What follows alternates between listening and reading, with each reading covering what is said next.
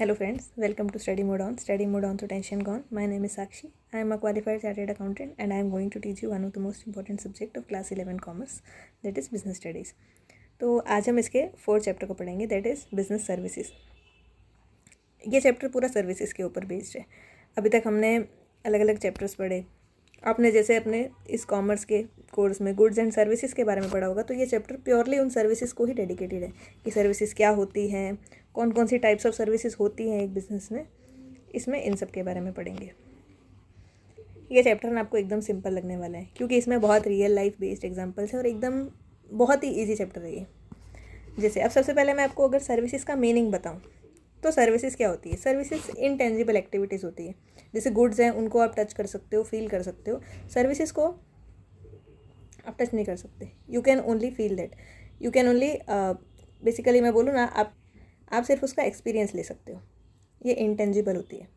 इस पर किसी की ओनरशिप नहीं होती। अब जैसे मान लो आपको डॉक्टर के पास गए हो तो आप डॉक्टर से उसकी सर्विसेज ले रहे हो, वो कोई गुड्स नहीं है। जैसे कोई गुड्स है आप परचेज़ कर रहे हो, टीचर पढ़ा रहा है, डॉक्टर पेशेंट्स को अपनी ट्रीटमेंट दे रहा है, एनीथिंग जो भी ऐसी चीज़ है जिसका आपको एक एक्सपीरियंस मिलता है, कोई टेंजिबल प्रोडक्ट नहीं, वो सर्विसेज होता है। इसमें डायरेक्ट इंटरेक्शन होता है between the service provider and the consumer. कोई ओनरशिप नहीं होता इसमें कि एक ओनरशिप ट्रांसफ़र हो, ऐसा नहीं होता। देन इसका एक्सपीरियंस आपको वो सर्विसेज कंज्यूम करके होता है। जैसे अब अगर आपको टाइप्स ऑफ सर्विसेज मैं बताऊं तो बैंकिंग, ट्रांसपोर्ट, इंश्योरेंस। बैंकिंग जो फैसिलिटेट करता है, आप सबको बैंक्स तो पता है क्या होते हैं, फाइनेंशियल ट्रांजेक्शन्स को फैसिलिटेट करते हैं। देन कैपिटल प्रोवाइड करते हैं, लोन्स देते हैं, डिपॉजिट करते हैं।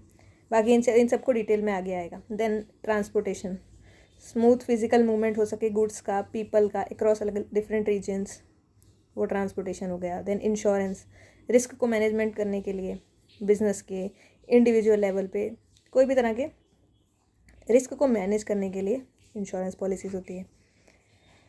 देन अगर मैं आपको नेचर ऑफ सर्विसेज बताऊँ तो इसमें आपको 5 आइज़ पे फोकस करना है। I's in the sense intangibility, the first I intangibility. Services को हम टच नहीं कर सकते, देख नहीं सकते, सिर्फ उनको एक्सपीरियंस कर सकते हैं। उसको एक्चुअली कंज्यूम करने के बाद ही हम कह सकते हैं कि ये सर्विस हमें अच्छी लगी या नहीं लगी।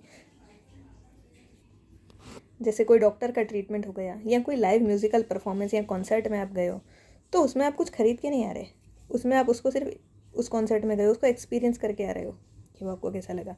Then inconsistency. अब सर्विसेज क्या होती है ना, वो यूनिफॉर्म नेचर की नहीं होती। अलग अलग लोग सेम चीज़ की भी सर्विस दें तो भी उसका एक्सपीरियंस डिफर कर सकता है टू डिफरेंट कस्टमर। सेम ही सर्विस, अब एक ही टीचर पढ़ा रहा है, 2 स्टूडेंट पढ़ रहे हैं, एक को उनकी बात समझ में आ रही है, एक को नहीं आ रही, तो एक के लिए उनकी सर्विस अच्छी है बट एक के लिए नहीं है। क्वालिटी डिपेंड करती है कंज्यूमर की क्या एक्सपेक्टेशन है और प्रोवाइडर उनको कैसे सर्विस दे रहा है। अब मोबाइल नेटवर्क, कोई पर्टिकुलर एरिया में किसी कंपनी का मोबाइल नेटवर्क अच्छा रहता है, किसी का नहीं रहता। कोई पर्सनल कंसल्टेंसी किसी को दे रहा है, तो वो कंसल्टेंसी के केस में भी किसी को उसका कंसल्टेंसी सही सूट हुआ। मान लो किसी ने अपने बिजनेस के लिए एडवाइस लिया है, तो किसी के लिए तो वो एडवाइस ठीक रहा बट किसी के लिए नहीं रहा। सो सेम सर्विस भी इनकन्सिस्टेंट हो सकती है टू डिफरेंट कस्टमर्स। देन मैं बोलूँ तो इनसेपरेबिलिटी। अब प्रोडक्शन एंड कंजम्पशन जो सर्विसेज का होता है ना, वो साइमल्टेनियसली होता है।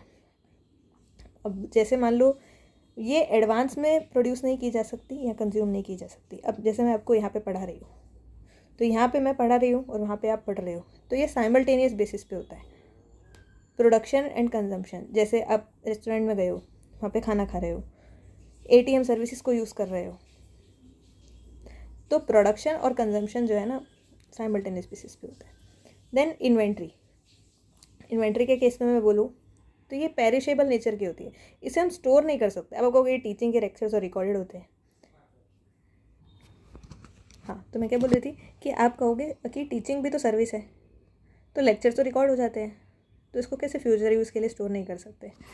मैं बात कर रही हूँ अगर मान लो लाइव टीचिंग चल रही है, तो उस टाइम जो वहाँ पे उसे अटेंड कर रहे हैं सिर्फ वही उस सर्विसेज को ले सकते हैं। अगर उन्होंने उस टाइम उसको नहीं अटेंड किया लेक्चर को, तो वो मिस हो जाएगा। जो रिकॉर्ड है ना, रिकॉर्डिंग होने का तो मतलब वो उसके बाद का आउटकम है, उन्होंने रिकॉर्ड करके रखा है फॉर फ्यूचर यूज़। जैसे मान लो अगर एक रेलवे ट्रिप है, ठीक है, एक जर्नी है, उसमें कुछ सीट्स खाली है, तो वो सीट्स जो है वो नेक्स्ट ट्रिप में यूज़ नहीं हो सकती, वो जर्नी में तो वुड सीट्स एम्प्टी ही रहेंगी, वैकेंट ही रहेंगी। देन आता है involvement, customer participation. Customer participation भी बहुत एसेंशियल है। मतलब जितना ज़्यादा कस्टमर उस सर्विसेज के लिए इन्वॉल्व रहेगा, उतना ज़्यादा वो उसके कस्टमाइज्ड प्रोडक्ट उसको मिलेगा, उतना उसकी नीड्स के अकॉर्डिंग वो प्रोडक्ट को मॉडिफाई करेंगे। मॉडर्न बिजनेसेस में कई सेल्फ सर्विसेज मॉडल होते हैं जहाँ पे कस्टमर अपने अकॉर्डिंग, अब जैसे आप देखो कुछ लोग अपने अकॉर्डिंग कस्टमाइज़ करवाते हैं कि हमें ऐसी आइसक्रीम चाहिए, आइसक्रीम पार्लर्स में जाते हैं तो वो अपने अकॉर्डिंग कस्टमाइज़ करते हैं कि मुझे ये वाले 2 फ्लेवर मिक्स करके चाहिए। मतलब ऐसा कोई फिक्स नहीं है, बट वो जितना खुद इन्वॉल्व रहेगा, ये मैं आपको एक एग्जांपल दे रही हूँ, ऐसे कई एग्जांपल्स हो सकते हैं जहाँ पे कस्टमर खुद इन्वॉल्व होकर उसको सर्विस किस तरह की चाहिए ना, वो अपने अकॉर्डिंग उसे मॉडिफाई करवा सकता है। ओके, अब अगर हम बेसिक डिफरेंसेस बोले सर्विसेज और गुड्स का, तो सर्विसेज एक एक्टिविटी है, एक प्रोसेस है। गुड्स एक फिजिकल ऑब्जेक्ट है। सर्विसेज इंटेंजिबल होती है, ठीक है, जिसे हम वो टच नहीं कर सकते, सिर्फ फील कर सकते हैं। गुड्स हैं जिन्हें हम टच भी कर सकते हैं, देख भी सकते हैं। इनकन्सिस्टेंसी सर्विसेज में रहता है, गुड्स के केस में नहीं रहता। जैसे गुड्स में मास स्केल ऑफ प्रोडक्शन है तो सब गुड्स एक जैसे बने। सर्विसेज के केस में अलग अलग लोगों को सेम सर्विसेज का भी इनकन्सिस्टेंट एक्सपीरियंस हो सकता है। इन्वेंट्री, सर्विसेज को स्टोर नहीं किया जा सकता, गुड्स को हम स्टोर कर सकते हैं। जैसे वो उसके बाद आता है ओनरशिप। सर्विसेज के केस में ओनरशिप ट्रांसफ़र नहीं हो सकती, बट गुड्स के केस में हम गुड्स को सेल करके ओनरशिप ट्रांसफ़र कर सकते हैं। अगर मैं सर्विसेज की क्लासिफिकेशन की बात करूँ तो business services and social services. तो जो बिजनेस सर्विसेज होती है उसमें अलग अलग आती है, जैसे बैंकिंग आता है, इंश्योरेंस आता है, वेयर हाउसिंग आता है, कम्युनिकेशन आता है।